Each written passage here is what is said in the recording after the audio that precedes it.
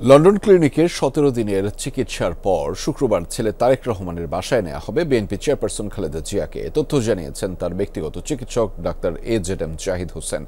জানিয়েছেন হাসপাতালের ছাড়পত্র পেলে স্থানীয় সময় রাত ৯টায় তারেক রহমানের বাসায় নেওয়া হবে খালেদা জিয়াকে। বিএনপি চেয়ারপারসন আগের তুলনায় এখন সুস্থ, এমনটাও জানিয়েছেন তিনি। বলেছেন উন্নতি হয়েছে শারীরিক অবস্থার, তবে লিভার প্রতিস্থাপনের বিষয়ে এখনও চূড়ান্ত হয়নি সিদ্ধান্ত। এ বিষয়ে আরও কিছুদিন পর্যবেক্ষণে থাকবেন তিনি। লিভার বিশেষজ্ঞ প্যাট্রিক কেনেডির তত্ত্বাবধানে চলবে চিকিৎসা। ৭৯ বছর বয়সী সাবেক প্রধানমন্ত্রী দীর্ঘদিন ধরে liver cirrhosis, kidney, heart, diabetes, arthritis সহ নানা শারীরিক জটিলতায় ভুগছেন।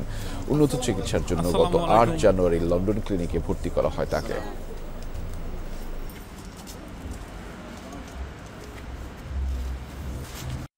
এখন সার্বিকভাবে অনেকটা আগের চেয়ে বেটার আছেন, কিন্তু ওনার যে কথাটি আমরা আগেও দেশে বলতাম যে ওনার যে ট্রান্সপ্ল্যান্ট করার বিষয়টা, লিভার এবং অন্যান্য যে জটিলতা আছে, ট্রান্সপ্ল্যান্ট করার বিষয়টার ব্যাপারে এখনও সিদ্ধান্তে আসা যায়নি।